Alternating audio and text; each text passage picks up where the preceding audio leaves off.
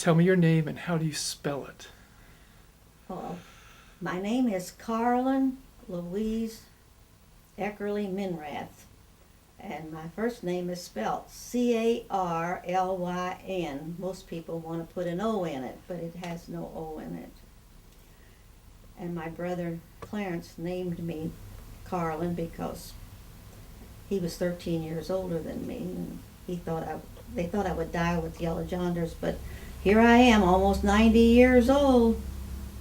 All right, good. And were you? He named you, but were you named after? Who were you? Were you named Aunt after? Louise. Louise was Okay. after my Aunt Louise. Okay. And was she named after someone, another Aunt Louise down the line? She was named after one of the Lutzes that I don't know. They were through Cape somewhere or another. I mean, it came on down, and then that little girl up there has my mother's name. Well, the first one, little girl of Jeremy's, has Aunt Louise's name, and then Emily has my mother's middle name and my first name. So he's named it. My name is going down through the generations. Okay. Okay. So Good. it won't be phased out.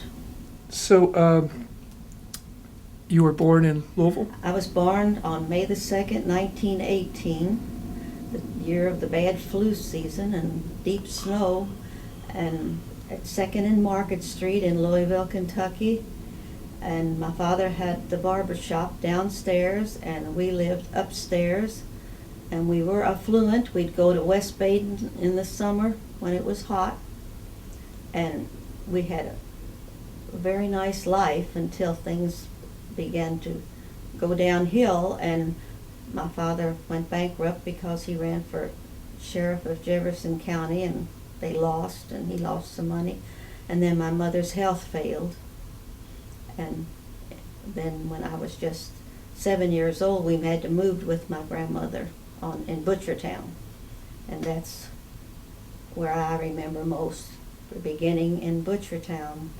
And then my mother died, and I lived part-time with my grandmother and then part-time with my Aunt Louise. And I went to one school one year and a different school the next year, back and forth until I was in middle school and high school, and then I stayed with Aunt Louise most of the time. But I would go down and visit because my father and brother and sister lived with my grandmother. And she was Mary Cook Hansel. Okay, so. Because she married Henry Philip Hansel. And that was my mother's mother and father, Mary Cook Hansel and Henry Philip Hansel, were the parents of my mother. And what was the relationship to Mom Watson? She was a daughter of Okay. Mary Cook Hansel and Henry Philip Hansel, and one of 14 children, but only 9 lived to adulthood. Wow. And then my mother was her sister, was Eva's sister. And see, that's how that's where our line divides. Right. So as I understand, Clarence and my grandmother, Virginia, were first cousins? Yes. Is that right? Yes. Okay. And was it, well, I don't want to I want to get into that, but not prematurely. Well, tell me a little bit more. I want to kind of work forward, but let's go just a little bit back to your childhood. Like, so when you were born, that was the end of World War End of One. World War One. And at that time, was it mostly? Tell me, just describe. Were there horse and buggies? Yes, And yes, I can remember looking out of the upstairs window when at 2nd and Market in the winter, and the horses they had their feet wrapped in gunny sacks, so because they wouldn't slide on the ice, and I could watch the horses and the buggies, and I can remember sneaking out of bed at night and listening out the window, or just sitting at the window, and you could hear the clop, clop, clop, clop of the horses and the roosters crowing across there used to be like a market that ran to Market Street.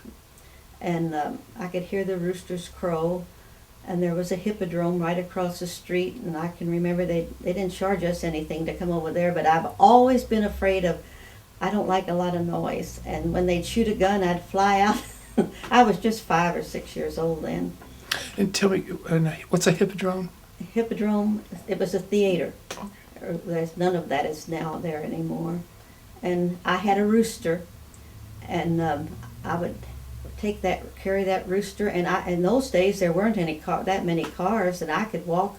They'd let me out, and I'd walk all around Market Street and around to Main Street, visiting different people. And there was one special friend, Mr. Steller, that I'd go in to see, and even in later years I'd go to see him, and he would always give me a piece of money or something. And he was a good friend of my mother and daddy's, and I kept up with him till he died.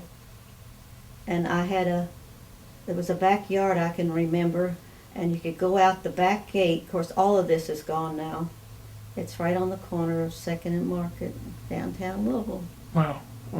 So there were what we would call barnyard animals were right in the city, and Well, I just had, no, not very many, but I just had a chicken, and then I had a cat named Blousy Mary, and I dressed it up in clothes, and I don't know, I just remember a few things, and I can see the rain on the sidewalks down there, and we'd sit out maybe on a summer evening on the sidewalk down at 2nd and Market, where you wouldn't be seeing that today, because there weren't that.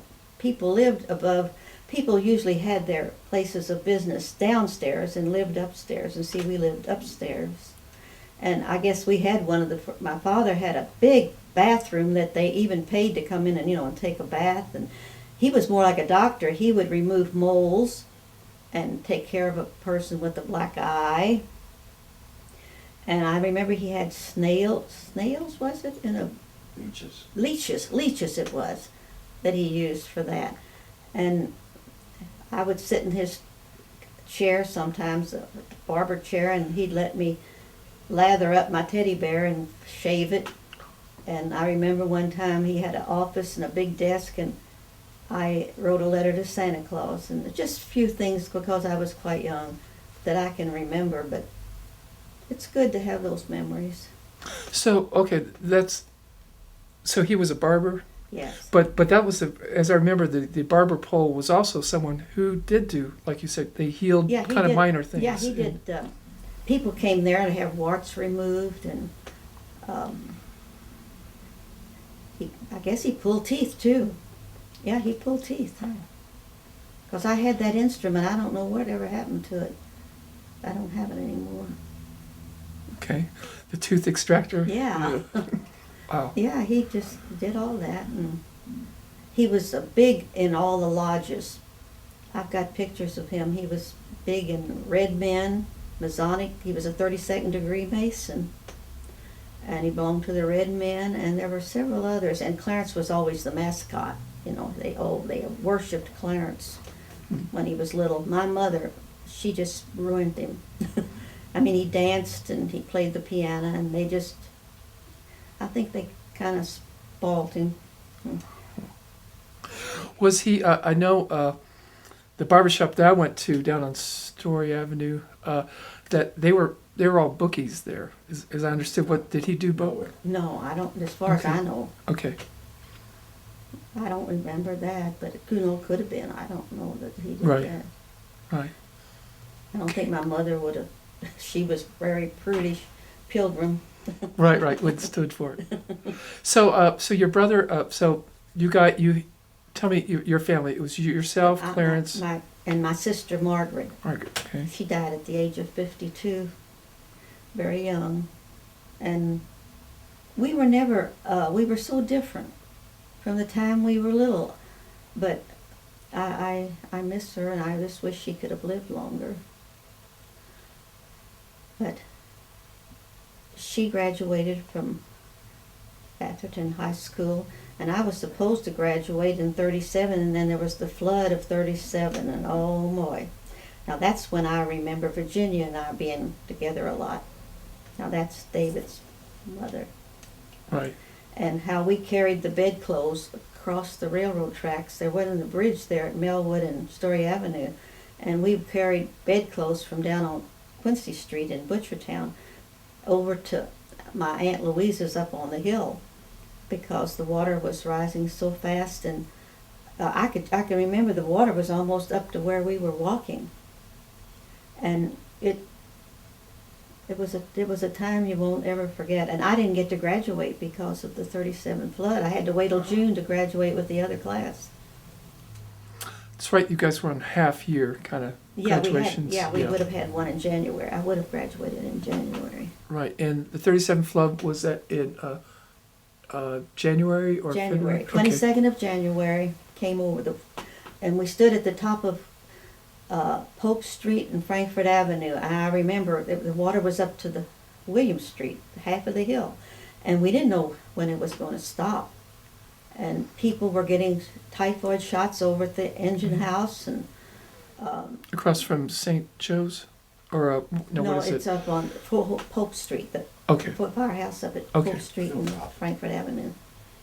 And it was just a bad time, and I got in a boat. My sister was down on she'd been married, and they had a big home down on Market Street with she lived with the gay family. And I got in a boat there at William Street where the water ended, and they took me down that I was able to see her. And then I got word from my father, because I didn't know where he was, and he had sent me a little note and some candy and let me know he was okay. He was staying at the Tyler Hotel in town, and it was something to see. That 37 flood, it went all the way to Broadway. Wow. So it sounds like, in this day and age of cell phones and pagers and everything, that back then your parents assumed wherever you were being taken care of by family, or even if like he was somewhere else, that you're in good hands? Yes, of course. I was like thrown in the midst of a tribe. I had cousins. How many cousins? I don't know. I think we had 27. There were a lot of cousins and aunts and uncles, and I just mixed in with them. After my mother died, I just became part of a bigger family, extended family, and everybody took care of each other, and that's what they did back then. Wow. We didn't know we were poor anytime. We always thought we had everything that we needed because, well, everybody was almost equal. Like that, and you never thought of yourself as being deprived of anything. We had always had good food with Uncle the slaughterhouse down there and the meat store. Grandma always had meat and gravy and potatoes. She was German, and my dad talked German too. And I can remember the German songs they used to sing, and she'd say Fleisch and Verduffel, or Verduffel and Fleisch, meat and potatoes, or potatoes and meat. We had that a lot. Yeah, it was. And my father was confirmed down on Market Street at that little church that's down there now. It's Evangelical Church, and it was all in German. He was confirmed in German. Stucker. Did anyone ever pronounce it Stucker? No, I never. It's It's all Stucker. Okay. No, because I knew the Stuckers there on Story Avenue. Were they kin to you, David? No. No. Okay. So as far as Stuckers, as far as I know. was this area just all principally Germans and Irish, or Italians Irish wouldn't and have German. lived there?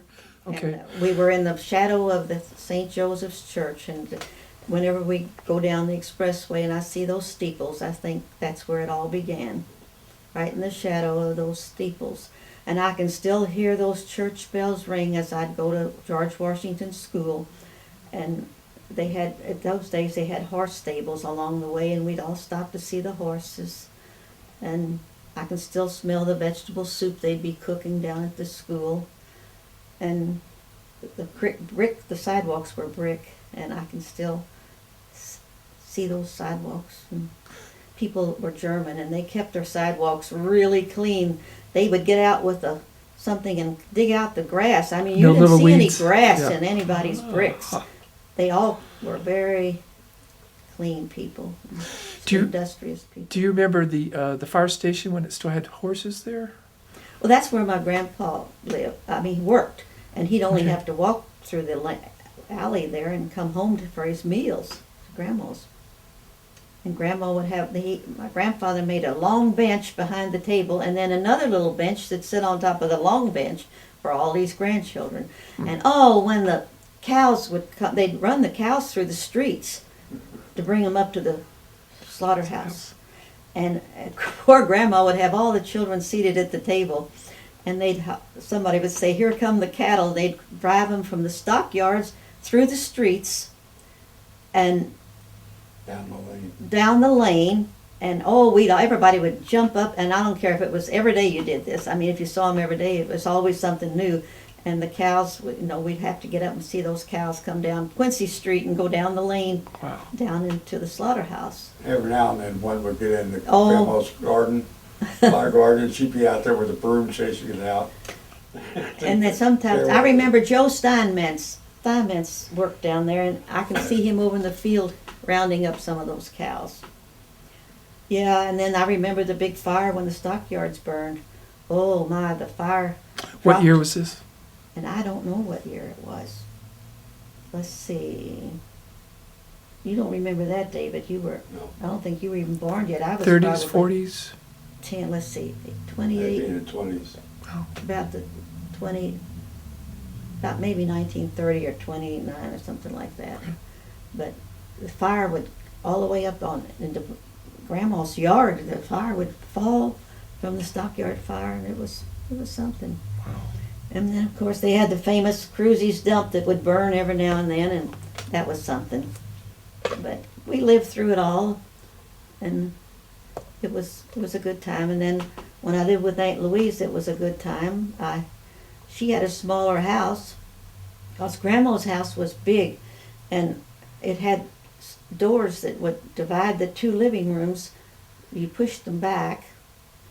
When you wanted to have a funeral, you'd open up the two rooms, because they had there weren't any funeral homes way back, and they Really? buried the people from the home, and they didn't have closed caskets. They showed the whole body, and they would open that up, and we'd sit up all night. They'd have hot dogs and their old German kukas and their coffee and whatever, and they'd stay up all night. Somebody would, with the dead people that were dead, and that was. So you all would actually wash the body, redress it? Grandma or- would do that.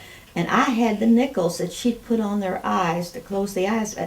I've got the thing she had them in. It's in the hall closet there. It's a beautiful silver thing. And but I don't know whatever happened to the nickels. Somebody got them. So that was traditional. Yeah, so she'd put the nickels on their eyes to close their eyes. And she'd go everywhere and take care of the dead and, help them. So she was like one person within the family that was good at that, or Yes. where other people kind of freak out about someone being dead, or Taking care of the dead, I guess. or be more comfortable, I guess, with that But than others. then I've got a diary that I kept back when I was 14 till I was married. And that was mostly the time I lived with Aunt Louise then. And we went through the war, had to be World War II then. World War II? In the late 30s, early 40s. Because we had coupons to get shoes and sugar, and whenever they'd get washing powder or whatever up at the Piggly Wiggly or whatever it was called back then, and you'd see the housewives running out of their homes going up to get what they said the truck's up there, and we'd all run and get the stuff we needed. But I think then I was married at I was born at World War I, and then I was married at World War II, and then I've been through a lot of other wars. Right. But, we were united in World War II. I mean, people were different back then. People were willing to sacrifice. Of today, people don't want to sacrifice anything. There's so much greed and love of money. And, you can't take any of it with you. And it's these other things that count. And I think I'm so thankful that I came from a family with such a good, honest, with some integrity and good background, and solid people. We had some rascals, but I think there's always some in every family. Right, right. And then, I guess, I don't know what would be the next stage. Well, of course, I hadn't started having my children, and then just forget it. Those years were. Well, first forget you. Too Well, busy. well, tell me. I just some personal questions. Well, tell me. I think everyone. Tell me about your first kiss. Well, first child born was Barbara Lou. No. Your first kiss. Oh, my first Yes, kiss. yes. Obviously, that had to come before you were married Thought and you you had said children. Well, let's And how did you go about dating back then? Or getting to know a fella? I was just very standoffish. I had high aspirations even as a kid, and you can read my diary. For some reason or other, my mother died when I was young, and I've got this written up that I wanted to mount to something. I wanted to be somebody because I wanted to make my mother proud. And I went to church every time the doors were open. I taught Sunday school when I was 16. I was very into the church. And I had boyfriends in the church, but I never was a kisser. Even to this day, Barbara Lou is so loving and kind, and I said, I never was, Barb, and she wants to kiss me all the time. She said, you're going to let me kiss you, Mom. You're going to let me kiss you. I said, well, I said, I never was a kisser. So I was odd, I guess. I was strange. But I had a boy at church that thought I was going to marry him, but the day it was announced in church that who I was going to marry, he said, well, I thought we were going to get married. But we didn't. And he moved out west, Arizona or someplace, and then he went out at Seattle, Washington. But as far as kissing, I didn't go for that too much. Okay, but you would. I'm just asking, like, if you were on a date, would you hold hands? Would you go to an ice cream parlor? What kind of Went to the movies. movies? Okay. I had a friend live next door when I was over there in Louise. We'd walk from Charlton Street down to Louisville to the movies. We walked everywhere. And I had a bicycle. And I did ride a bicycle till I was married. But we walked an awfully lot. I did a lot of walking. These poor legs have really walked. Oh, mercy. It's been a lot of walking. But I've had a good life. And let's see. So at some point, a fella that you were dating proposed to what you? happened? After I graduated from high school, I went to work for a lawyer, Claude Hudgens. Didn't pay me hardly anything, but I was getting good experience, I thought. And I mean, to take dictation and all that, it was really hard. So then when I was offered a job at Spooner's down on Brownsboro Road, where I would work in their little restaurant there, they were going to pay me twice as much and I could walk to work. But the thing was, I had to work till some nights it would be almost midnight before I could go home, and I had to walk from there all the way from Brownsboro Road to Charlton Street. And so I was a good friend with the Minrath. I left that job. I took one for more money for the Spooners. They were so good to me, and but it was late at night when I would get off from work and I'd have to walk home. So I was a good friend to the Minraths. I knew them through Cheryl Wepner, who was a good friend of mine. It was Garnet's cousin. And in the first time I saw Garnet, who was to be my future husband, he was putting on boots in his living room because I was over at their house. Marie Minrath, his sister, I knew very well. And he was helping go down the West End during the 37 flood and getting people out of their houses. And that was the first time I had ever seen him. So then his mother told him that since he was over at Spooner's every night anyway, that he should just walk home with me, and that's how it all happened. But I still resisted. I didn't think that he was the one, but it worked out fine. My children have a good heritage, good German background, and as far as I know, I'm German all the way back. But now my kids are not. They've married into English and other ancestors. But then I was married in 1938, and I had my first child in 1939. That was Barbara. And my son was born in 1941. We lived on Pope Street, and then we moved in Aunt Louise's house when Buddy was a year old, and then World War II. And Garnet's brother went to war, and Garnet worked for Vultee Aircraft because he had to work where they told him to work for the war. And he made more money at that time than he ever did in his life. I mean, we had a good life back there on Charlton Street, and it was a nice little house, nice neighborhood, and Barb and Buddy grew up there. And then Aunt Louise moved home to Grandma Hensel's house and took care of Grandma and Grandpa Hensel till they died there. And then she moved in that house. Then I think she moved in before they died to take care of them. But anyway, we were in her home, and then they wanted to move out here to Linden, where I am now, right down the street here at 8004 Greenway Drive. And she had to sell the little house in order to move out here. So that let us out, and so they had this little house in the back down there that they kind of remodeled, and we just came on out here with them, and that's where my youngest child, Judy, was born. And when she was 3, she had polio, but she got over that all okay, it seemed. I took her for checkups for a long time. So I've been out here in Linden for 50 years in this lot. But then my husband bought this house. Judy was going to first grade when we moved up here. And he came up and bought this house and got it all cleaned up, so we moved up here. And the sad part was, though, his mother and dad died, and his sister, who'd never married, moved in with us, and we had no room for her. This house didn't hold that many people.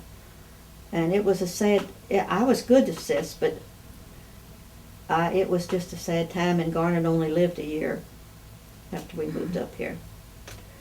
And then when he died, when Judy was just a little girl, 8 years old, just like my mother died, I was almost 8.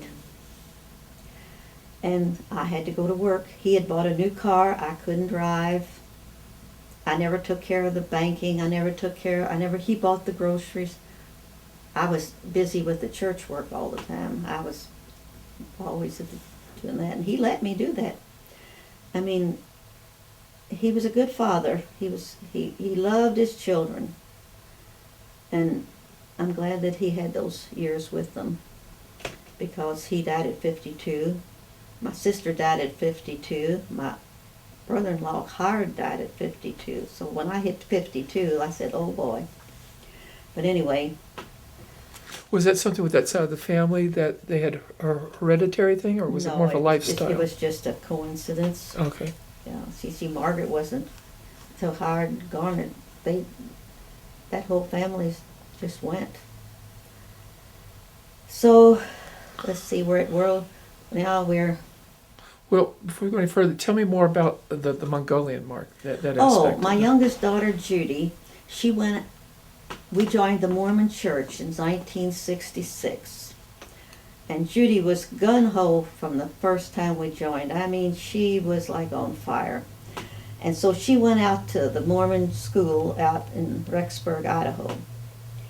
And she met Don Bowman, who had been on a mission to Belgium. And he came back, and she met him when she was going to summer school down in BYU. And she called me up here, wanted to know if he was the one she should marry. She'd had 13 different guys to ask her. She was a cute gal. And she said, you think this is the right one? I said, Judy, I'm way back here. How do I know whether this is the right one? Well, she went to visit his parents in California, and then he came back. They did get married in the Los Angeles temple, the Mormon temple, and Aunt Louise and I flew out. We stayed out there, helped with the wedding, and we had the reception in California. And then we all came back in this little car, packed up with all this stuff. And Aunt Louise moved up here. That's how Aunt Louise was here for over 20 years. She moved up here, and they stayed in her house down here where she lived. And so then their children started coming, and what I was told, she had 7 children then. And Don became a dentist. He went to school here and went to U of L and finished up he had 1 year yet in college, and then he went to school to be a dentist and did very well. They bought wonderful homes, and now they're living in a $1 million home out there that they want to sell. So, but the interesting part, her last 2 children, Jamie and Jessica, were born with what the doctors called a Mongolian Mark. It was as big as a saucer in the lower part of their back, and it was purple when they were born, and it lasted, a year or 2. And the doctor said it was a throwback. But we can't find, unless we do know that the Mongolians did go up into Germany at one time. I've read a lot of stuff on this.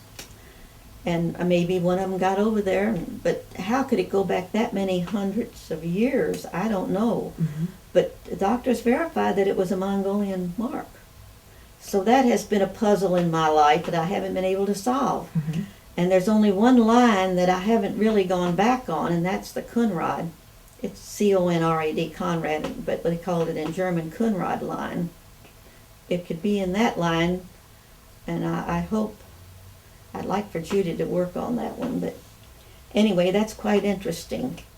You know, I just recently heard something 2 weekends ago on, they were doing some DNA testing, and they can tell the male lineage is the Y chromosome, and they found in these villages that were in Uzbekistan and Afghanistan and all the way almost to France, suddenly, instead of it being pretty mixed, everyone had the same one. And what they figured they finally came to the conclusion, it was Genghis Khan. When he was going through all these rampages, he would have the pick of all the women in every village.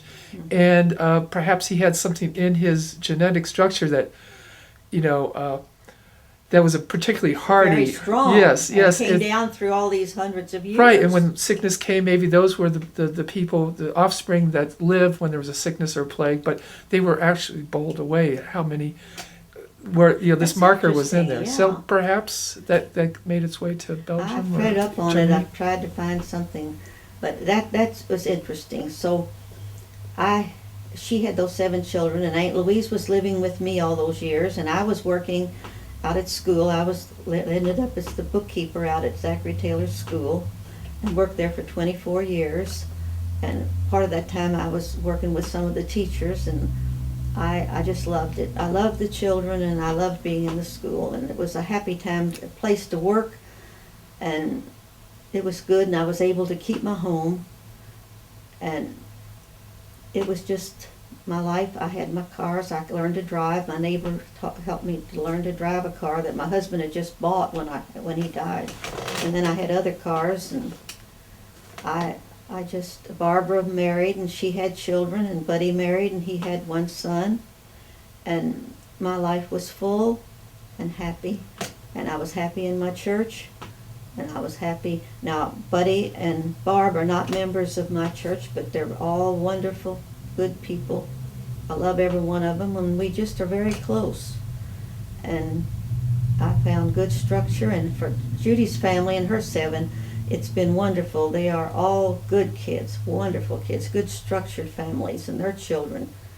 It's just a wonderful family, and I'm just glad that. And Judy at that age, she needed the church structure. I mean, her dad, without her dad and that, and we all loved her to death. I always call her my gift because Garner had died, and I got her. She was just so young. So here we are now. I've got 11 grandchildren, 27 great-grandchildren.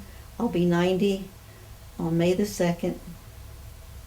And that's the day that Dot died. She died, my dear cousin Dorothy died on my birthday, May the 2nd, 2001, before 9/11. Wow.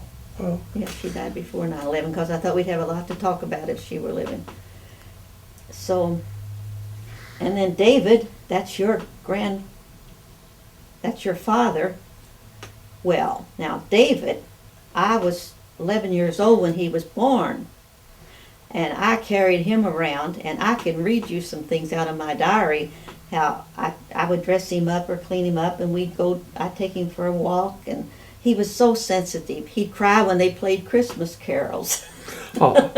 He was a very sensitive little boy, and everybody loved him. And I'd take him to the movies, and they were silent movies some in the beginning, and I would read, to him, tell him what the movie said. And I had him a lot, and sometimes I'd be sleeping over upstairs in Grandma's house, and he would slip up the steps and get me up in the morning. And I know you don't remember that, David, but I remember one time you took me out past Fisher's Muddy Fork, Fisher's Field or something, on an interurban. I don't remember, and I can't remember that.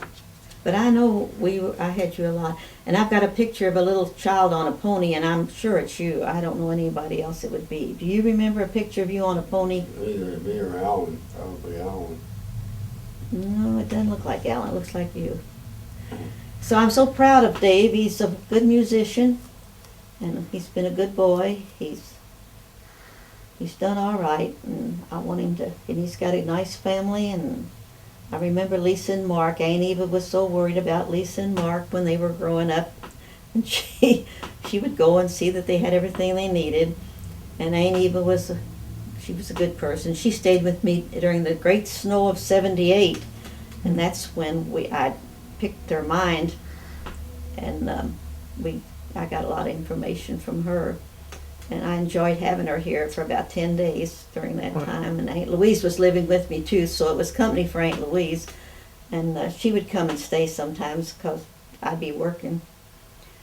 And Aunt Louise was a joy. I miss her terribly. I mean, she lived here, and we didn't have to even talk.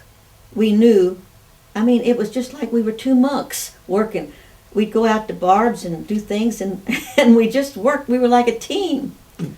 And it was just, she would cook some good old German rutabaga and turnips and stuff that I liked. And I'd come home from work, and she would have something cooked up for me until the minute I retired. She was 85, and she retired, and I took over. And every time she wanted to go in the car a lot, we'd go to Barb's a lot. We went to Barberlou's a lot. She cooked good, and we'd go out there, and then she loved Judy's children, and we just were all, and my buddy still comes, my son, every morning and brings me the paper and checks on me every morning. Oh. And that is good. That's a good son. Mm-hmm. So I'm very blessed, very, very blessed with a good family. And I just know that you've got a good family, and I heard you have a very smart son. Yeah, he's got a ways of A handsome son. He speaks German, doesn't he? Yeah, of all things, he went to a German bilingual school. See, I wanted to take German, and it was World War II, and they wouldn't let me take German. Right, they would not have been patriotic. See, I know some German, but not enough to help me along. Yeah, it's interesting. He started kindergarten. He has this flawless German accent.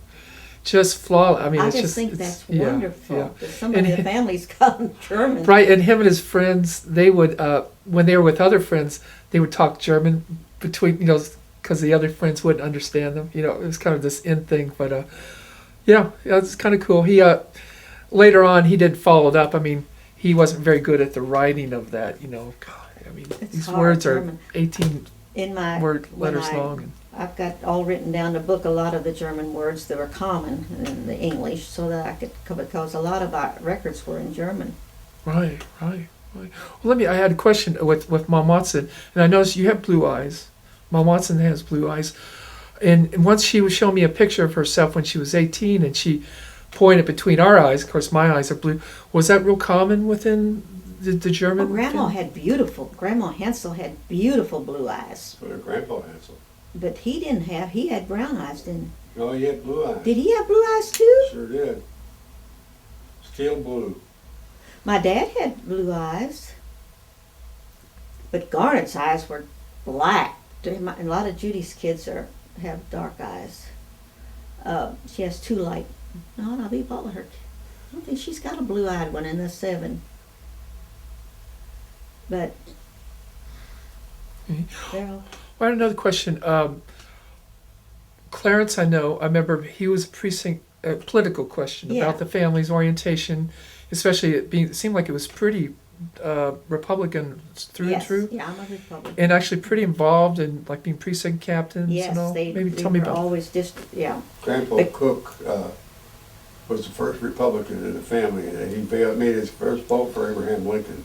Abraham Republican Lincoln. Party. And that little house that Dot had, a little log cabin out there, was his, a gift from the party to him, the work he did in the party.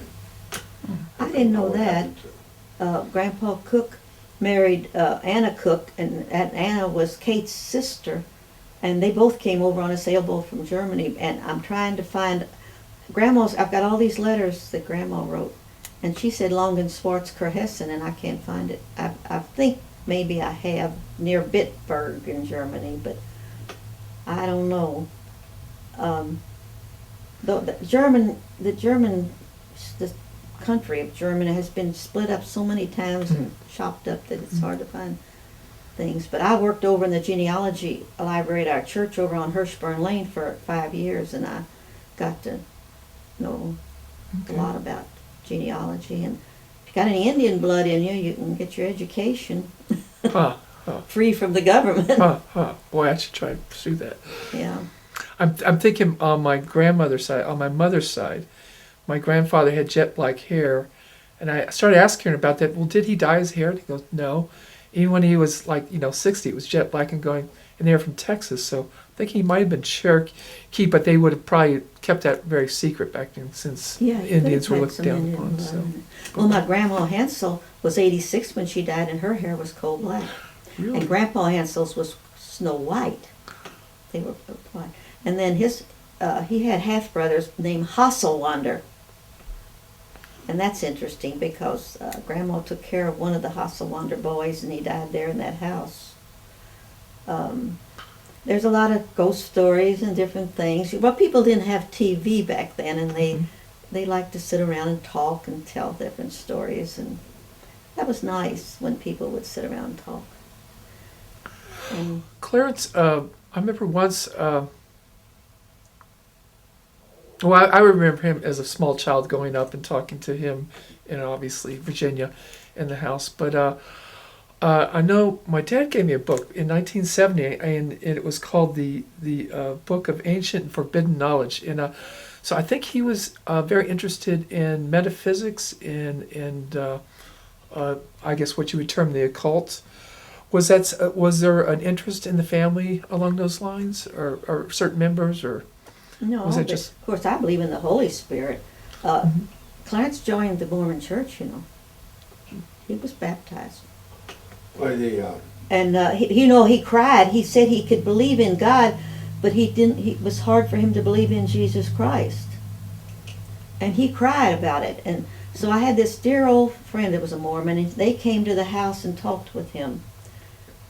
And I think that he finally did believe.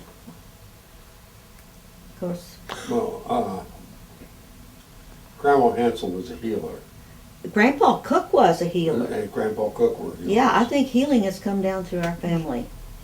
Yeah. I can remember as a child of 10 years old when he died, well, I must have been about 9, people would bring babies on a pillow to him at the light of the moon had to be a certain way, and he'd stand out in that front yard down there on Quincy Street, and they'd have those babies on that pillow, and he would bless them. And they called it Opnima in German, and I was just a child, but I remember that name. And they did something like with the wrist. They put their hand around the wrist like this and tell something about the child. But I don't know. I just remember, because I was so young, that they called it Opnema in German. So from there, I don't know. But I do know that they would bring people there. And I have a verse in the Bible that Grandma Hensel used to stop the bleeding. I've got it marked. You got that marked in your Bible, David? No, I think it's in Deuteronomy, isn't it? But I've got it there in the front of the... Saw they choking on in the gutter, choking on our blood. Yeah, it's the way to stop bleeding. But yes, they believed in the Bible. I mean, and I studied. Well, I taught the Bible at Grace Emmanuel for 15 years. I had an adult class, a big class. In fact, it got bigger than the church. And the preacher didn't like it very well. He didn't. So Judy was 15 when we left there and went into the Mormon church. It was very hard for me to leave my church. It meant so much to me. But I had been asking questions for years because I knew the Bible from the beginning to the... I mean, I had studied it. And I always said there has to be more. God would not leave us in these last days without further knowledge. And we had prophets all those years. Why wouldn't there be anything come forward? And in the Bible it tells you, there's a stick of Judah, there's a stick of Joseph. The stick of Judah is the Bible. The Book of Mormon is an American Bible that only says that Jesus was the Christ. It's an American count of the American people, the prophets on this land. And why would God not speak to us in these are latter days, I believe with all my heart. And the Bible speaks that all things would be restored in the latter days. And so that's what our church is all about. The restoration of the gospel is all it is. And people, I know we've got some bad things like polygamy. I mean, people think you're a Mormon, you practice polygamy. Right. They give you a name and this and that, but that's just history. And I think that was brought forth at that time because so many women didn't have husbands. And they wanted to go west in these wagons, and they had to take care of the women. They didn't have any means to take care of children and women. And they were good to them. They took them in, the families, and there was a reason for it. And I'm reading now the second volume of Joseph and Emma. It's a love story, and what they went through. Oh, my. And he didn't ask for that to be put on him. And he was killed. But, I mean, we don't worship Joseph Smith. He was just an instrument in the hands of the Lord to bring about the restoration. But so basically you left Grace Emmanuel because it was answered more. More the Mormon questions. I said, answered more I feel questions. like I'm up against a wall and I can't get through it. I would teach Sunday after Sunday, and I'd say, there's got to be more. I can't get through this wall. So when I heard the message, I had never heard of the church. I just rang true. It just rang true, and I guess I was meant to hear it. But it was wonderful for Judy. It was so hard for me to leave, though. It was very hard for me to leave my little church down there. But I look what it's brought forth. Now Judy and all of her 7 children, I mean, they've all just done wonderful, and I love every one of them. But Barb and her family are good too. But Buddy's family, I can't complain about. I think, and when people, whatever any other religion believes, we believe. And you know, a saying that God and Jesus are the same person is not. You can't see, they are not the same person. When in the Apostles' Creed, David, that they say down there, it says, and Jesus sitteth on the right hand of God the Father Almighty, from whence you shall come to judge the quick. How could you sit on the side of anybody if you're not a person? How many times in the Bible does it say that? So that now it's so much easier to talk to God and know that Jesus is his Son, and the Holy Ghost is my very best friend, my companion. And those 3 that's salvation. Holy Ghost is another spirit. And that's what helps everything. The Holy Spirit is really the clinching, because that's how they work through that. I didn't mean to preach here, listen. No. This is part of who you are. It's good to get this on tape.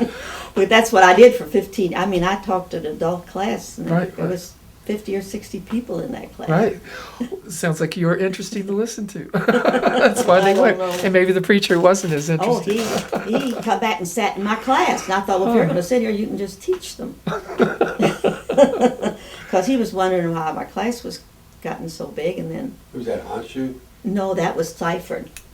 Seifert, oh, yeah. Yeah, oh, he didn't know what I was doing back there in that Sunday school class. Gonna check you out.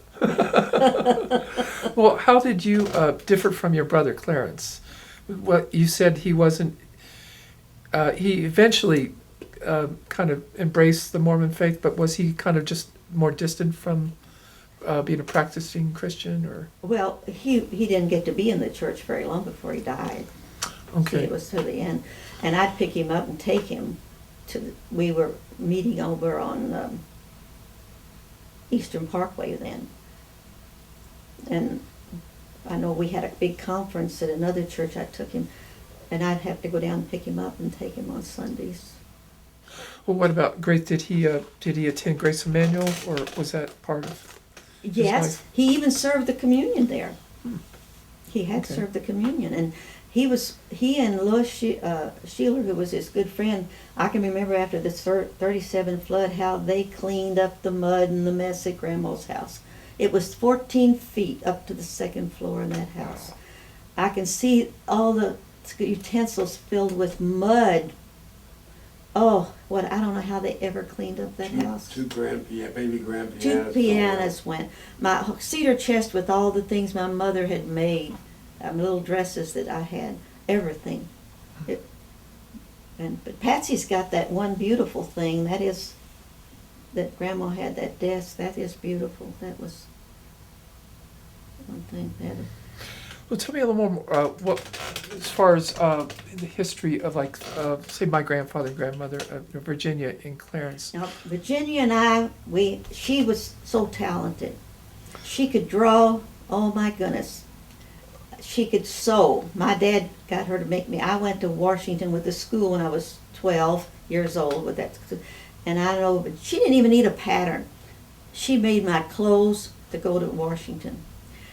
She was a very talented person, Virginia was, and I can just see her now. We went together up to, when Dot lived up in Akron, Ohio. Virginia and I got on the train. It was in the spring, and I can hear the people on that train with little chickens just born. And I can just hear those little peeping chickens. And we stayed with Dot, and we got to be close up there. And she was painting. She was an artist. She painted lampshades. She painted lampshades while she was up there. And Dot didn't have that much room in that apartment, but we were up there together at that time. And then she came back. Then let's see, she and Clarence were married. Let's see, 1938. 1938. Pat, I've got all those Pat dates. was born in 1938, so Yeah. Well, I think 38 or 39. Alan was born in 1941. Patsy was born 39. Yeah. No, 40. No, No. she's 2 years younger than 39. Alan. 39. See, all Buddy and Alan and Barb and Patsy are all a year apart. My two and your sister and brother. And you grew up, and everybody thought you were a prince too, like our Jeremy. You were the prince of the family because you had nice clothes and you learned your music, and I ain't even, well, Kate, I can see you on Kate's lap. Yeah. She played with you with matchsticks or something. She used to play with you all the time. I can see her now. Bless her heart. My David, she would say, my David. And she raised you practically. She did. Yeah. Now, I know from what I've learned about grandmother, she was more. She wasn't exactly like a stay-at-home mom kind of. Who, Virginia? Yeah, she was more. She was an act. Well, she and my More Judy wanting have to the be same adventurous and birthday, out and they're there. dramatic. Judy went into our drama at school, in college. And Virginia was dramatic. They both have the same birthday, November the 17th. And it's a Scorpio. Scorpio, yeah, and they are dramatic.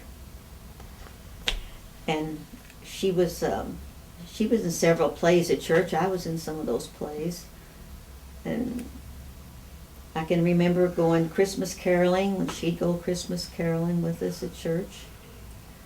Louise Kerner and all that bunch was her friends. And Dot, she got married to Hugh and moved away. So, been a lot of water over the falls. Yeah. And they eventually, Clarence and they, I know at one point they bought a liquor store, or they formed Yes, one. and my husband worked for them, but I prayed him out of it. I didn't want him working up there. Oh, I didn't want him up at that liquor store, and I don't think it did them any good. Yeah. And then Well, I mean that I do know that. I yeah, remember they several were times doing good then. yeah. They bought a beautiful car, and it wrecked on the railroad track. Remember that? Yeah. Yeah, tell me a little bit about that story. I don't remember, except they were taking Dot home, I guess. She Yeah, lived, he went off and left her.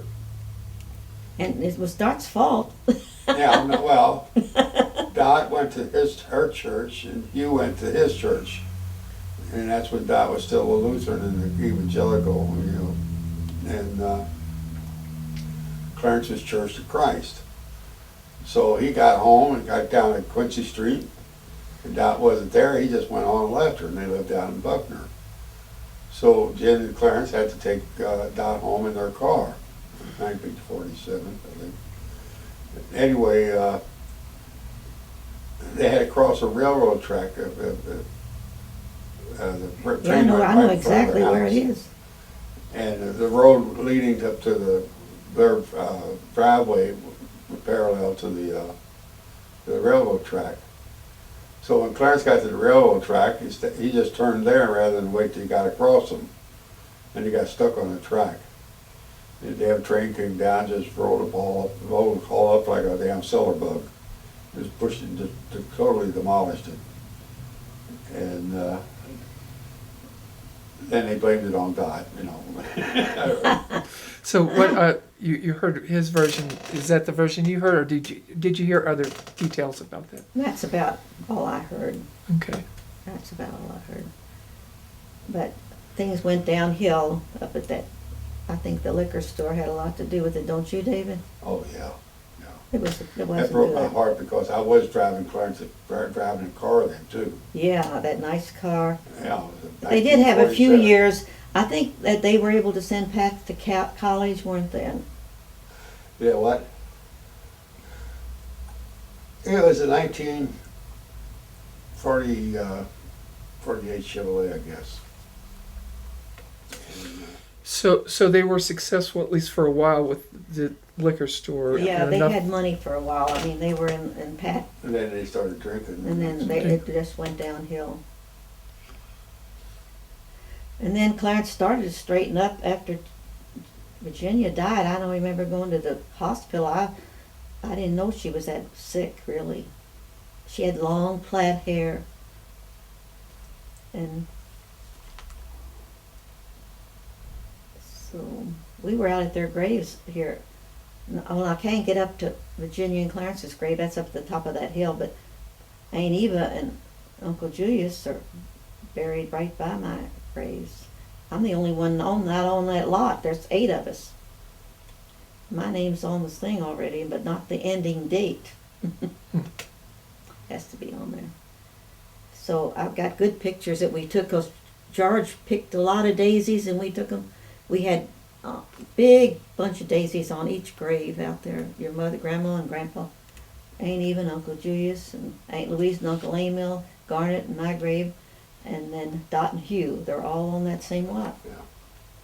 And you and Alan have bought lots across from Clarence Jen, and Virginia, off the road there. Uh-huh. That's nice over there now. So let's see. So you don't smoke, right? No, I never did Never smoke or did? drink. But a lot of the family, I mean, back when a lot of people Everybody smoked. smoked. Yeah.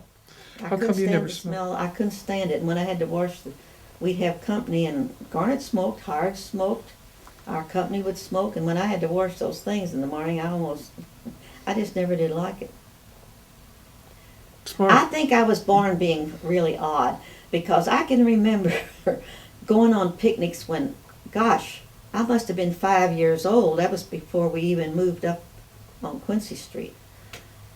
We'd go on picnics and they'd have beer iced up in a tub, and I'd keep covering it up. I didn't want to. So they wouldn't drink. Don't even drink Or it. they'd forget about it. I guess I thought if I cover up, they won't drink it. So I was born that way. I really think that you have to be, because I had a cousin. Remember Amelia? Oh, yeah. We were extremely the opposite. What was her full name?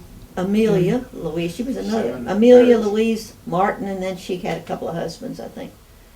Oh, she had a married sad 7 life. times. Oh, she had a sad life. But she, when we were kids, I knew she was on the wrong road. But see, what kept me on I was free. Nobody knew where I was half of the time. I would walk between houses, and I always felt like my mother was flying right over the top of, she kept me in line. I think she influenced me more from the other side than she would have here, really and truly. When I read that diary and see that something, because I wanted to improve myself. I joined an elocution group, the Women's Christian Temperance Union. They taught me to speak, and I'd go to different churches, these long speeches, and that helped me a lot in later years. But I was different. I think I was born that way. Wow. Don't you, David? Yeah. That brought me up. I think it was only 3 years after you were born that women got the right to vote. As you grew up, were there still men that thought that they shouldn't have gotten the right to vote, or how did you perceive that? I don't think our men thought much about it. I know they had the women's suffrage. The women were out trying to get rights for women. Now they've taken it too far, I think. The feminine movement has gone way too far. I think women have hurt themselves.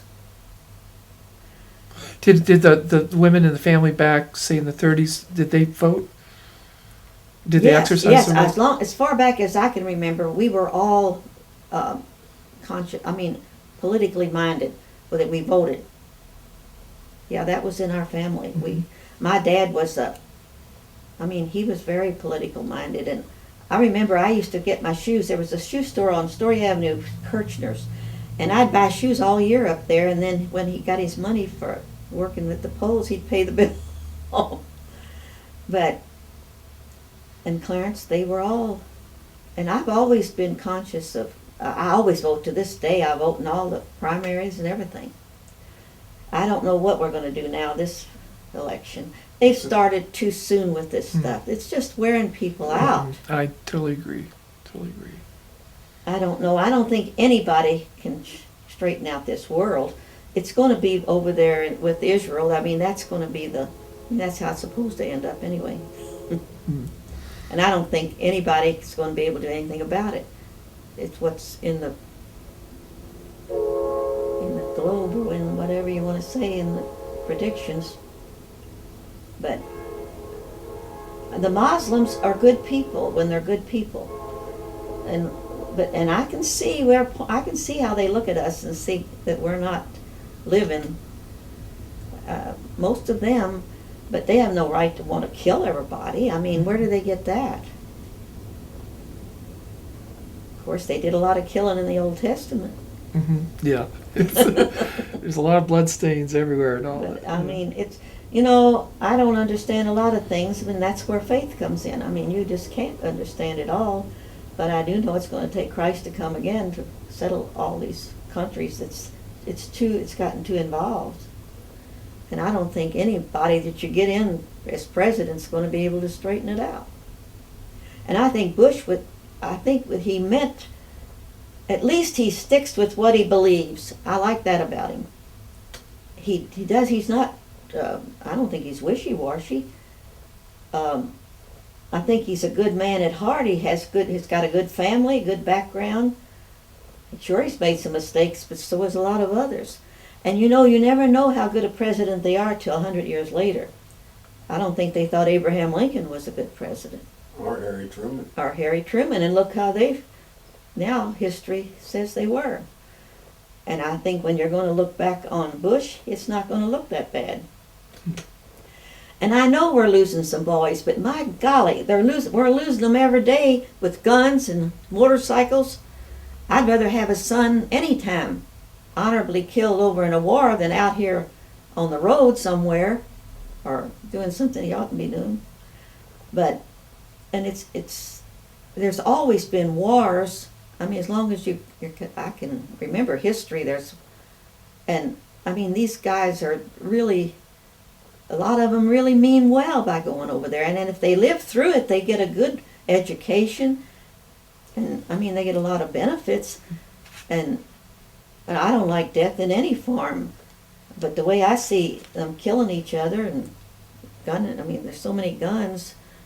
I've got a, C.S. Lewis, now he's not a Mormon, but we go by his teachings too.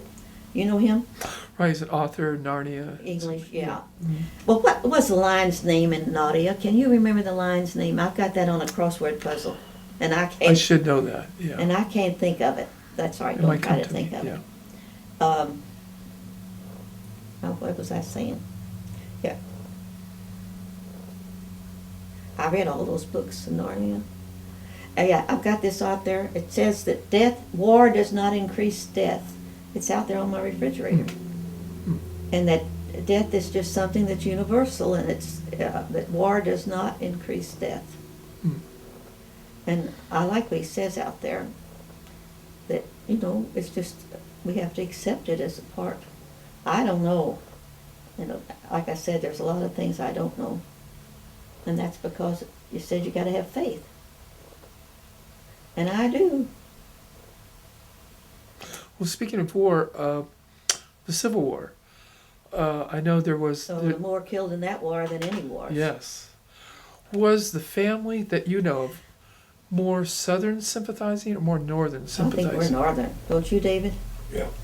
But I know that Grandpa Cook, He you know was what you know drafted, about but that. He paid $100 and There's somebody else and he got killed. I got the sword. You got the sword. Okay. That's an interesting story. And that was the Union or was it Confederate? Union. Okay. Yeah, he was called to go to war and he paid $100 for somebody else to go in his place. Yeah, that Civil War was terrible.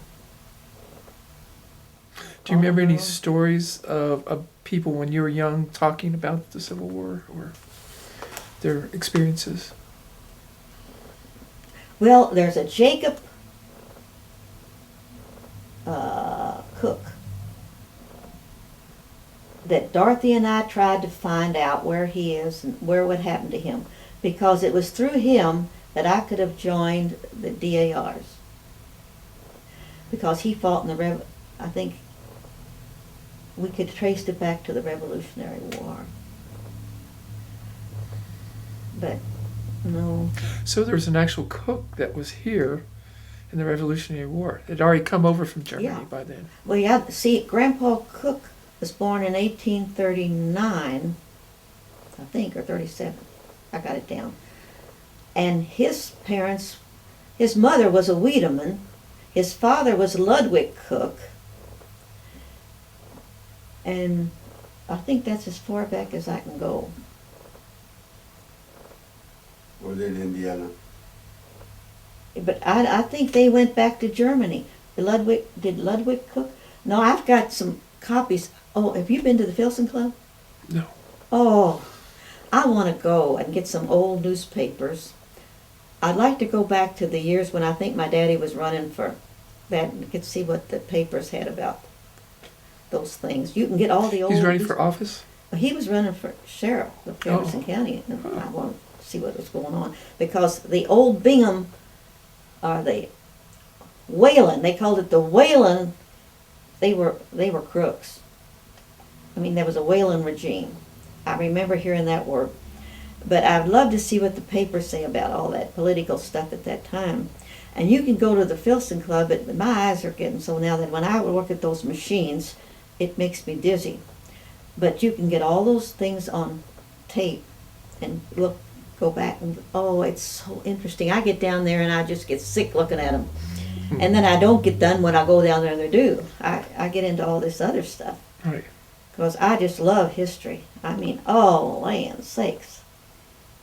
I've got a little book that one of the early Mormon missionaries, when Carl bought that old house out there, and the old outhouse had a shelf.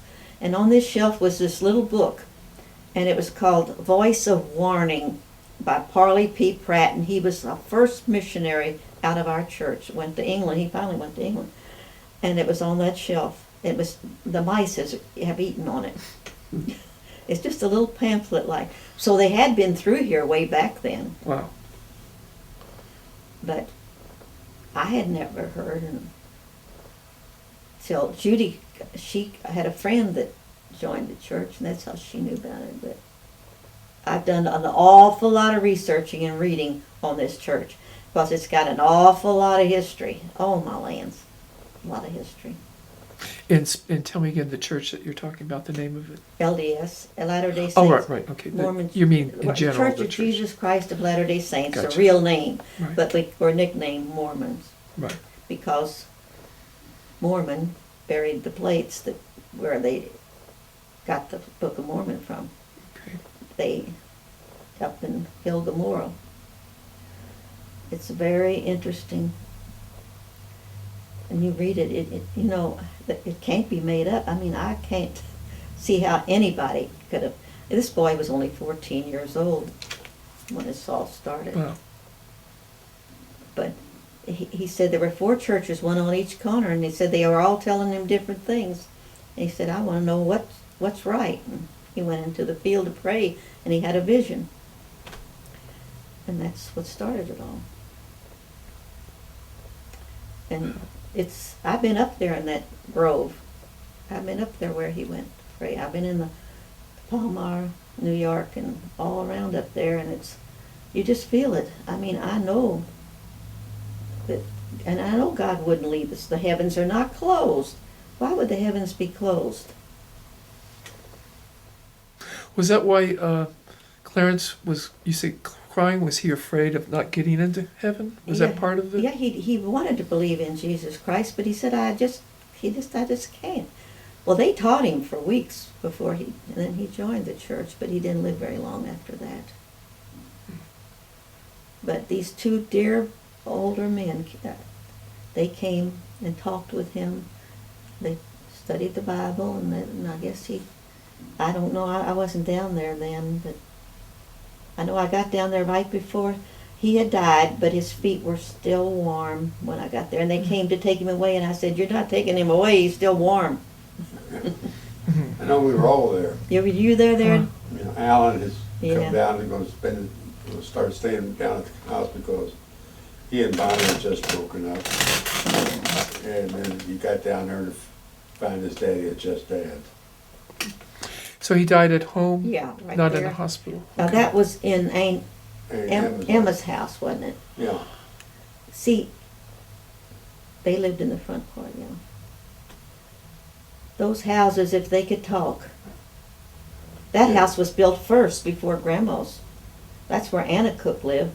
And then they built the one for Grandma when she got married. And had all them little babies. Now, David, that's down by the duck pond where they're all buried. Have you ever been down there? Yeah. You've been down there by the duck pond? Yeah, To see I know Kate's Grandma- baby's down there Grandma too. Grandpa Cook. And Kate's baby's buried on that lot. Oh, it is? And Johnny, that was 10 years old, is buried on that lot. Little Johnny, that was Grandma's last little name? brother. And all those 5 babies. Now, Oh. everybody's buried on there. Will that just stay like that forever? I mean, they'll be able to bury on top of them. It's been so No, many, they many, won't do that over there. many years. No, they wouldn't do that. And I know I've got a lot left on my my mother and daddy's lot. Eva Bell's buried there, and I know there's another grave on that lot. There might be 2 more graves on that lot. And Right there's down by the duck pond. no. Now this is the one with Nettie and Fred, and Eva Bell are buried on the same lot. It's right around the corner, right up at the top of the hill there from where we have our lots down there. Oh, I have to go check it out. Yeah, my mother and daddy, their markers are right by the road, Uh-huh. and Eva Bell's right behind them. She was so young to die. Yeah, we were, my girlfriend, Lisa and I were at Cave Hill, 2 weeks ago, or 3 weeks, and we just went walking, and it's just, Isn't it wonderful? oh, it's just wonderful. Dorothy and I used to do that all the time. And it's just, I mean, actually, it was the highlight of our trip, because you start wondering about everybody, and you see all I these loved it. younger people that die, babies, and back then, how many people died at 2 or 3 or 4 years old, Oh, and yeah, Grandma had all those babies. Well, she had one little girl that was 12 years old that died. She got hit with a board. They were making a stage up in Weber's backyard to put on a play or something, and they said she was lying on that table in Grandma's dining room, and you know how they were. They said we could see her little spirit just leave. Oh, they could come up with some tales, couldn't they, David? They certainly could. They saw the little dog run through the house. They said there was gold buried down there on the hill. They'd see things. I do believe that sometimes, but I don't know. I would like to see something. superstition was there a lot more superstition back then? Oh, Lord, yeah. Like, tell me some good examples of. I mean, like, step on a crack, break your mother's back, but were some that were common. A bat in the house meant bad luck. David, I never told you this, but the day your mother was buried, Aunt Louise and I came home from the funeral. We opened that kitchen door right here, and there was a big blackbird dead on my kitchen floor, and we Yeah. don't know how he got in. Yeah, Did you know that? yeah. Did I ever I tell you didn't that? know that, but another thing was that the people slept on feather pillows. And if they you had to take them apart ever so often and pull them apart because they farmed pictures. Oh. And they'd be like a rose or something, and No, and if they had a picture of one of them, that was bad luck. Had to get rid of it, especially a bird. yeah, they had a lot of So you would empty it out on the floor? yeah, the Okay. feathers, and pull them apart each year. Probably did it every year. Yeah, And sun those feathers and put them back in the pillows because they didn't want them to form any kind of a picture. Hmm. I'm trying to think of anything else they would. Well, a lot of times it comes to my mind about the old sayings that they said and different things. It comes from the old country, really. They brought it over here. Mhm. Yeah, the Germans, I can see I them. remember. They always sound like they were fussing when they talk German. Oh. Grandma would hang out one door and Kate the other. Oh, how they would go on. And we'd think they were carrying on. And they were, I don't know what they were doing, but they was in German, and oh man, they'd go to town. I can see great-grandpa Cook sitting in that rocking chair over there in Aunt Eva's house. And they'd spray, he had cancer in the mouth, they'd spray his mouth with something. They took care of their people. You know, people got better care actually back then than they do now. You go to I'm scared to death to go to the hospital. Yeah, staph infection. Yeah. Everything else. Although I got good care at Oak Lawn. Yeah, you did. I got wonderful care at Oak Lawn. And I'd go back there in a minute, but not. And I can't say anything about the other hospitals. I don't remember that much about the others. I mean, when you go, you're out of it anyway. I had a hematoma and a blood clot, and I guess they thought I was dead because I did open my eyes and I saw the whole family standing there, and I thought, well, I guess this is it. And here I am. Mm-mm. So that was a near-death experience that you almost died? No, I don't think so. Okay. But I remember, I felt like I was going to the executioner when I was lying there going in to have my hip replaced. I watched the clock. And I thought, I guess this is how they feel when they're going to be executed. Huh. And then I heard Barb was right there, and she said, "You all be sure to use a small tube on her throat." And I said, but I don't think they did, because for 2 or 3 weeks I couldn't eat a thing in my throat. Yeah, they had that. Yeah. My mouth and throat were in terrible shape. But after that, and oh, they had such good food out there. Oh, my lands. Oh, I remember one time Kate was telling about going to a dance, a ball, and said that everybody was just dressed in their finest. And this man came in, and he was just so handsome. And all the women were just swooning with him. And one was dancing with him. All of a sudden, she looked down at his feet, and there were hooves. And she let out a scream, and the man ran out and jumped through the window and never was seen again. Well, that's like the billy goat that was on the roof. Grandma's, the roof over there. I don't know about that story either. Yeah, and Story Avenue or No, Quincy Street. Quincy Street. Okay. They said they looked out and there was a billy goat on the roof. How'd that billy goat ever get up on that roof? Well, I hear goats do climb up all over. Maybe they did. I heard a story of go down a cow's back, and then somebody stopped and they found all these letters. But I've seen them climb trees. But yeah, roof's another thing. Yeah. Oh yes, they were looking for a good story because we didn't have television. They wanted a good story. They'd sit around and talk, you know. And I know my daddy would come home at night, and he'd always come in up on that side porch, you know, and he saw somebody one night. Of course, he might have been having a little drink or something. I don't know. But anyhow, and then he used to see the little dog run through the house, and a man with something on his back going down the yard. They never found the gold, though, did they? No. Well, they filled it all in. How they'll never find it, if it was any. But you know what? That Albert Cook lived in that house 2 doors down from Grandma, and he had slaves. They lived in the back, and they said he had peacocks.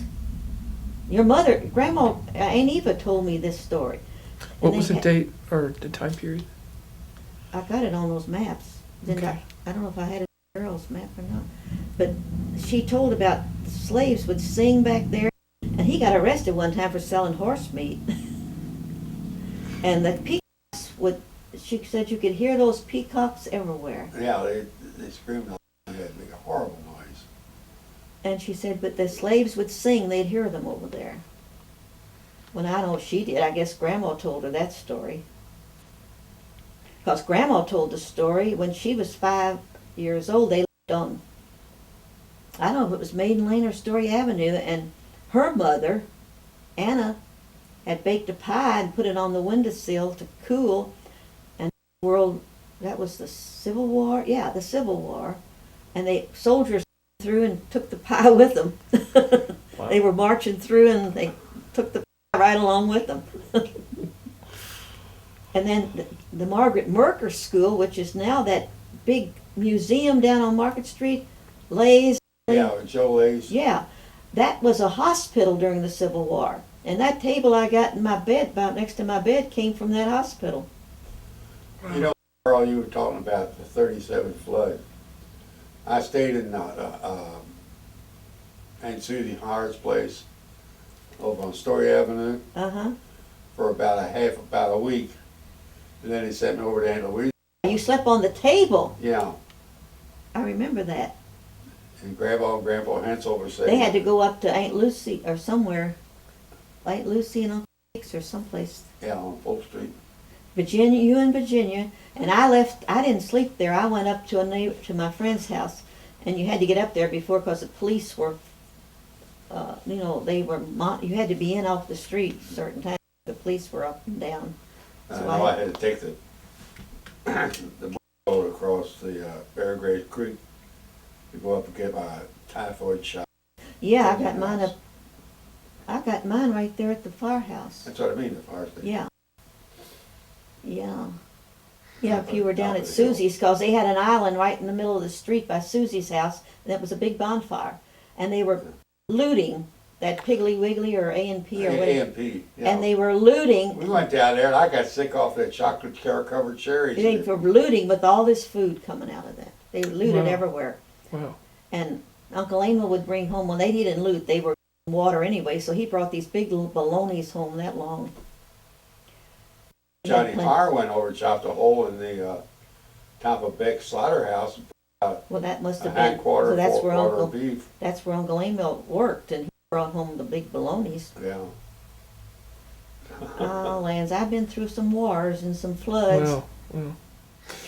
Yeah, it sounds like in natural disasters like that, there is always this kind of breakdown of order, whether it's Oh, like yeah. Katrina or back then. Yeah, And then you have to kind of have some heavy-handedness come in and Well, the city was Restored. practically marooned, Mark. overwhelmed. Yeah, I would And imagine. Garnet was working that, but that's what he was doing in a boat, going down, because people would be on the roofs or different places, and he had to get them off. Well, and it was January, so it Because must he have was been a miserable. lifeguard, and he could swim, and I mean, he knew about water. They were expecting maybe an epidemic. About 108 years ago, this picture was taken, because she's about a year old. Okay, who are the members there? You can point. Oh, this is my grandmother, Mary Hensel. This is her sister-in-law, when Cook's wife, Emma. And these are her children, not her sons, but these are her daughters. There's Nettie, that's my mother. There's Aunt Eva, that's Virginia and Dorothy's mother. And here's Aunt Lisbeth, that's a sister, and here's Aunt Ede, she was the oldest. And there's Violet, and this is Louise. So Louise was a year old about there, and she would be 109 years old. So this would be 108 years old, this picture. Taken in the side yard there. This would be where Aunt Eva lived, and then over on this side would have been where Grandma lived. And this was taken down on Quincy Street about 108 years ago. It's been 3 months or so since I've been over there. I got to go back and see. Let's see. Are there any pictures that, let's see. Well, I put those away, but I've got some things that that suitcases and all that stuff in it.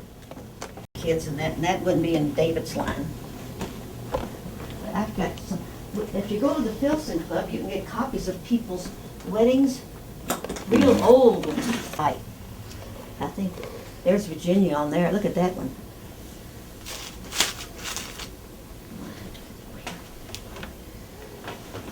Wow. Where's Jen? Over here on the end?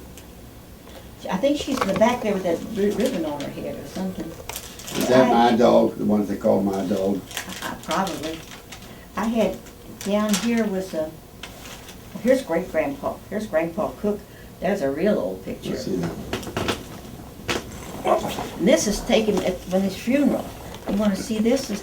They won't do that anymore. Give you those copies. And you've got these, haven't you? These.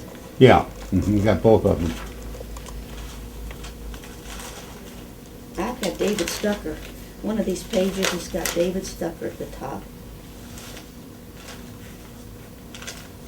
1937.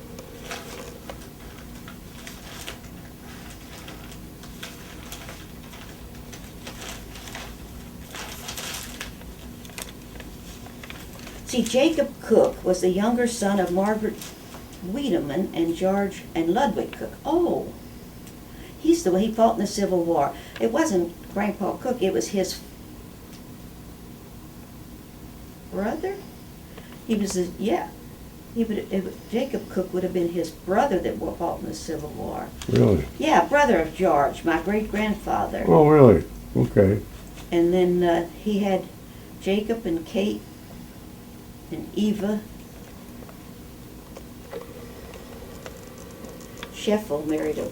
The word Scheffel and Weiss, W-E-I-S-E, is some line, one of the back lines too. See, it gets interesting sometimes when you're working on. But I had the name David Stucker. Here, let's see. This is Virginia. Here. She was 17 years old, and Frank Stucker was 22. candy maker, Ike. Married April the 12th, 1929, Louisville, Kentucky. Parents of husband, Albert, I got a question mark, Stucker and Anna O'Brien. Albert Stucker and Ann O'Brien. You might want. So that's mother and The grandmother. parents of the wife, Virginia, was J.B. Watson and Eva Hensel. Reverend Click, Evangelical Church. Witnesses to it was Emil Kiefer and Louise Kiefer to their wedding. Mhm. Julius Watson was born, and I got, let's see, mother was Louise Baustein, Germany. Eva Hensel. Now Virginia Amelia Watson. Well, wait a minute. Her name was Watson. These were Cave Hill Cemetery. Let's see, Catherine Becker. She's buried up there with Uncle Win, Edwin Cook. And the Wisers. Oh, we've got, honey, if we sat down, we wouldn't have, it would be from here to, I don't know where, if we broke down everybody, our posterity, Yeah. it would be, I've got some copies. I used to do that. I'd sit down and try to, Let's see that picture here. I thought that was you. Oh, and here's your napkin. Oh, that's me. I think that's you, and that's Yeah. your napkin Uh-huh. from your wedding. This is when I first started. I Right. used to just make notes. See, you go down your line from, this is how you do your pedigree chart. That's you? That's me. Oh, You want that picture? how old were you? I'll give it to you. You were Really? like- Yes, sure. I'd love to have it. Well, yeah, I want you to have it. You should have Wow, that picture. that's great. That's great. Looks like you're having fun. It's a darling picture. Look at that cute. But I can't figure out where it was taken. It's taken on in the backyard on Quincy Street. In the backyard. Wait a minute. Let's see. Wait a minute. Here's our house right here, and it's Grandma Hensel's house, and there's our shed kitchen, and there was Jimmy Cornell's house, and that was the one where. So it's up the road. It's still on Quincy Street, but it was in somebody else's backyard. Here, point towards here. I'm sorry. Or point up those to the camera. Look, here's Paul. There's your cousin. Oh, Paul, yeah. He was big shot. That's our house here, the white shed kitchen, and up here, and that's Grandma Hensel's house back there. And Jimmy Cornell lived here, and Glenn and Duggins lived there. They were childhood friends of mine. And I don't know whose house this is right here. It's that big red brick house is what the house it is on Quincy Street. Now, you know we had wealthy relatives, the Talls, that had oil, and they were in the oil down in Texas. The Tall, this is a Tall. They used to send Aunt Grandma money every Christmas. And where's Jen with the ribbon in her hair? That's it, right? Yeah, I think that's her right back in the back. They got enough light. Where was Jen on this one? Or point to her. Right there. See the mama.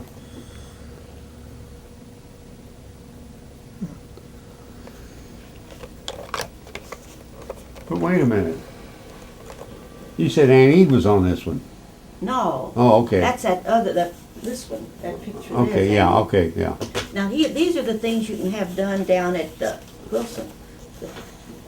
See, these are old. I mean, I don't know if you can even read them, but you can have these copies made for it used to be cheap, Yeah. but now I don't know what. This is Christian Hensel and John, I can't read them. Grandma wrote this. These were all of her children. That's Grandma's writing. Now here's where I started to do this.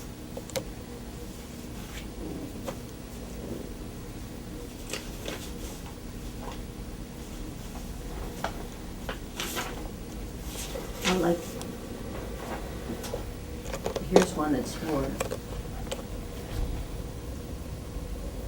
You want me? I've got some blanks in there. You could just start with your name and go on down. See, these are old ones, but I just started. Where's the one that I? Oh, this is Aunt Louise at World War I. She was kissing my uncle goodbye on the train. This was in the newspaper. I don't think you can take a picture of this one. No, I can't even see it anymore. She was kissing him goodbye. Actually, let me just. C. Eckerle, Patricia, Alan, Angela. Oh, he's got that stuff. Here's another one from the, you can go over there in the office. Now here's the cooks. Oh, it's got Annabelle Cook, I don't know. That's funny how kind of looks haphazard there. Mm-hmm. Johannes Wow, Cook. 18. One of these was one of them was Grandma's little brother, and one was Johann 63 to 73. And this was the baby. This was Sis's baby, Johann William. And Johannes J. was the one that was 12 years old. Ellie Hensel, Lorena Cook, I don't know some of those people. Now this was when I had there's the Watsons, and there's some names. Let's see, are you on here? I don't think you made it to that, did you? When we had a,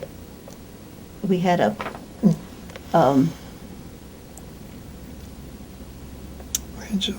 Alan, Pat, Jim, Paul Martin, Pat Martin, Dave Stucker, Lisa Stucker, oh, Guy Kendall.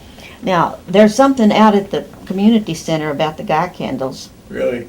out at where George is president. They were all over the place. Yeah, there's something in their history out there about the Guy Kendalls. But where were you that day? I don't know. I don't know. Missing in action. Oh, now this was one of the first, who's this? I think this is Aunt Eva. Wait a minute, see if that isn't Aunt Eva.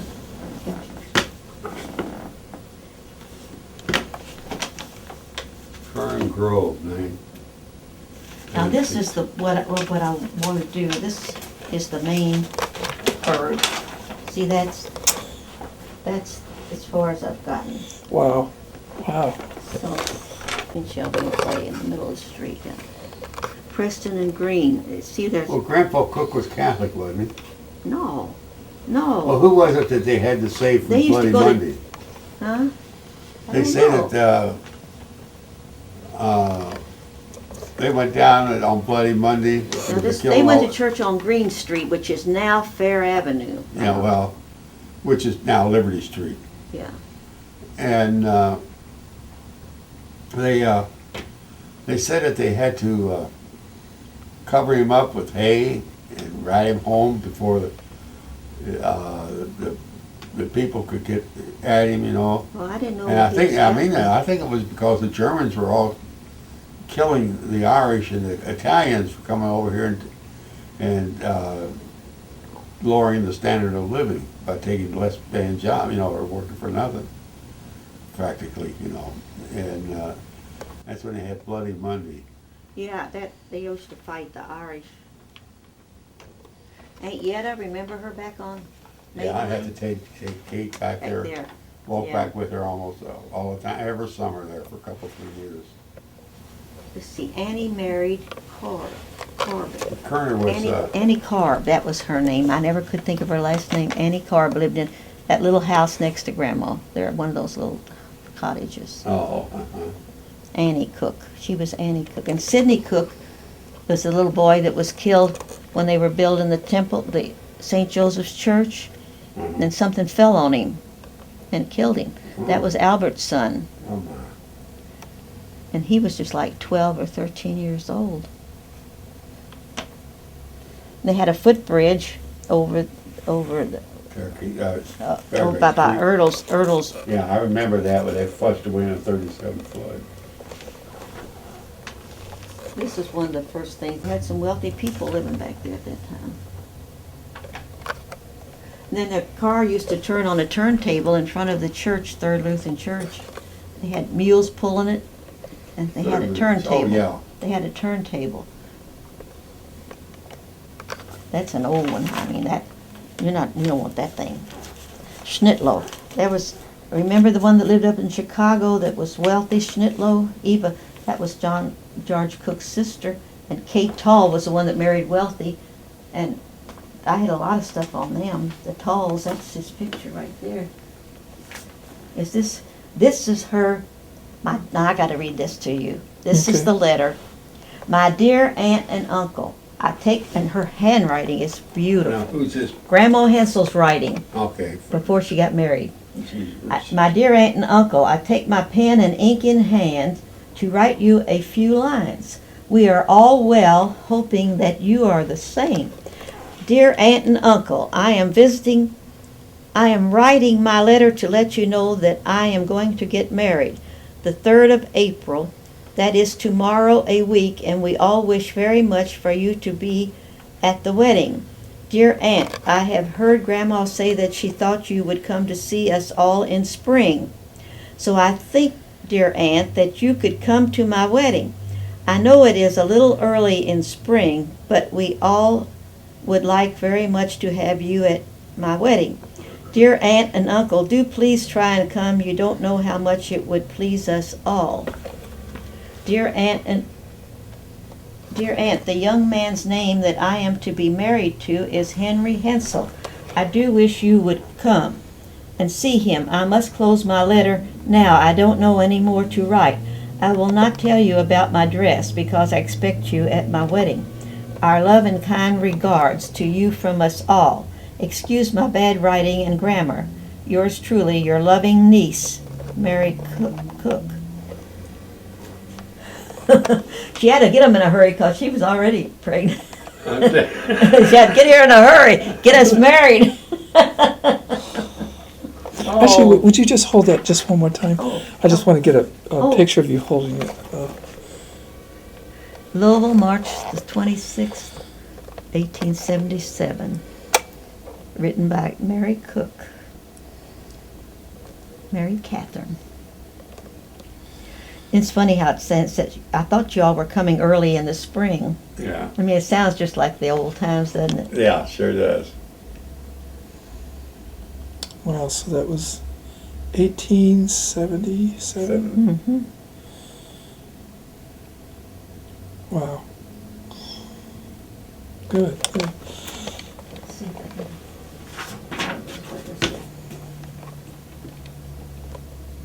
These all tell about the family. The Hensels came from Oberweilen. Oberweilen, she says it over and over, so I guess the Hensels came from Oberweilen, Germany. And is this another? Oh, would you like to have one of these? Elizabeth's house. That's Aunt Eva right there. Clarence. Aunt Elizabeth Mark is what, her real name was Elizabeth. Nobody could Cout. pronounce it. Elizabeth Cout. Huh? Her middle name was Cout. And Aunt Eva's middle name was Henrietta. Henrietta, yeah, huh? Can you get that one? Did you get that one? What was Virginia's Yeah. middle name? Huh? Amelia. And Dot's was Ann or Lee? Jeanette. She was named after my mother, but Dorothy she Jeanette. cut it down to Jean, Dorothy Jean. Oh. But it was Jeanette. Jeanetta or whatever it was. And who are these again, the people here? This is Clarence and Aunt Louise in the front, and Aunt Eva, David's grandmother, and Aunt Lisbeth, and Violet. And I don't know who that is back there. But that's, oh, here we go.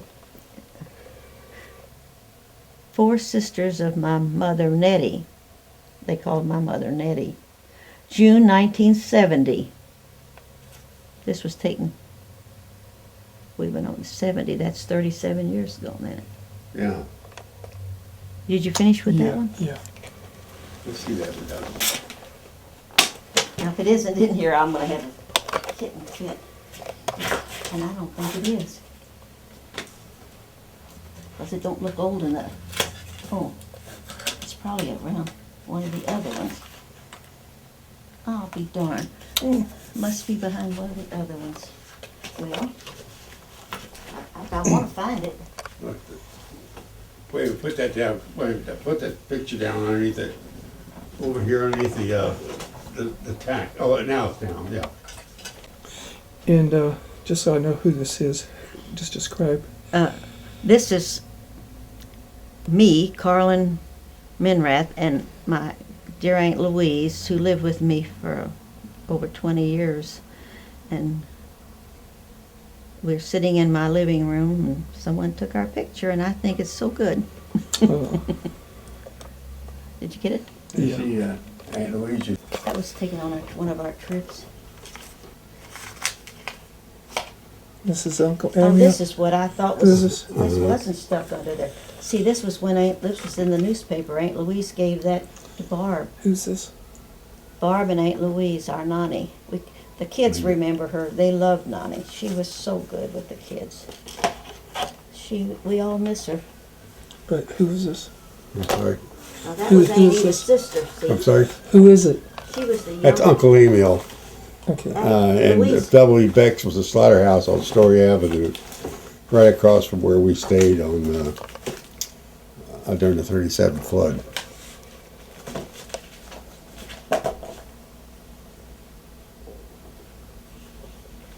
And here's a picture of Carlyn and Aunt Dot.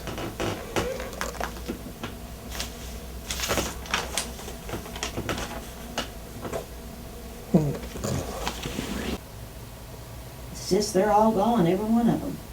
Hannah Yeah. Babe. I saw one of them. What's the Jamie Gurnet, Tomlin? Buster. No, the young one was had two names. Henry Joe. Henry Joe. Yeah, and I saw him. William Martin. You know, Susie's brother. Yeah. Older. He was the oldest one that day. Yeah. He got kicked in the chest by a horse and killed him. William. Was it his horse? Yeah. Betty? That was the horse he had. I don't know what his horse's name was, but the car kicked him in the chest and killed him. I knew he died, but tell me, Lou Martin calls me every week. who? Lou Martin, you know, she's your age and went to school with you. Roberts. Oh yeah, Roberts. Betty. Wait a minute. Louise Roberts. Yeah. Yeah. She I was going to ask you about her. she doesn't drive anymore, and I tell you, that was the biggest mistake she ever made. She's down there in St. Matthews in a nice home, but she can't get out or can't get nothing. She has to depend on her daughters who live over in Indiana, and she sings her songs to me and tells me, and she'll tell me about people I don't have the least idea who they are. And you talk about George, Yeah. there's a match. I'll hold the phone for 1 hour. Oh my And goodness. she'll go on and on about somebody that I never heard of in my life and their family, but she's very detailed, and George is like that. And I thought, well, you kin to George. Yeah, so we went to grade school together. It's the same class. Yeah, she said y'all were the same. And Uh-huh. the boy that died, what was his name? I don't know. Yeah, you're a good friend. Joe Knight? Yeah. Yeah, Joe, yeah. We were in the same class all the way Yeah, through, yeah. yeah. Now, where did Joe Light live? Well, Joe Light lived over, he lived on Story Avenue, and he lived on Washington Street, and then he lived on the Point. But then he lived at the places, and then he lived over right on Frankfurt Avenue, right across from the Aetna station, used to be there. And but he and his parents moved around quite a bit. And but yeah, I've forgotten about it, all the places they'd lived. His sister is married to Bobby Johnson, and Bobby's a blowhard, not a blowhard, but he's braggadocious and so forth. And talking about how he has to fly here and fly there as a troubleshooter and so forth. And she's a loud, just like her mother, a loud, vociferous girl that wears all sorts of, wild jewelry on her hands and everything else, has to have all this expensive diamonds and what have you to flash about.